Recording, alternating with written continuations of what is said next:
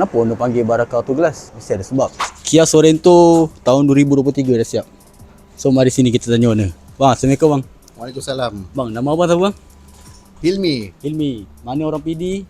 Port Dickson nak beli kereta boleh cari abang ni. Ya, Hilmi produk Port Dickson. Produk Port Dickson. Okey bang. Saya nak tanya sikit bang Baik. Kenapa abang panggil Barakah Auto Glass bang? Okey, saya baru tengok Barakah Glass ni TikTok dekat barong. TikToknya. TikTok barong, saya tengok hasil kerja dia macam memuaskan hati. Okey. Jadi saya panggil datang untuk bantu saya buka cermin kereta. Sehingga sekarang saya tengok hasilnya amat berpuas hati. Alhamdulillah. Alhamdulillah. Terima kasih banyak Abang Rong. So daripada 1 sampai 10 abang bagi kat kita orang Barakah Auto Glass ni berapa bang?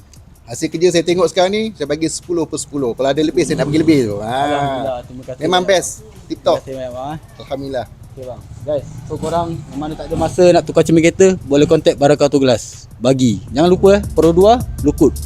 Abang saya. Ilmi. Assalamualaikum. Bagi.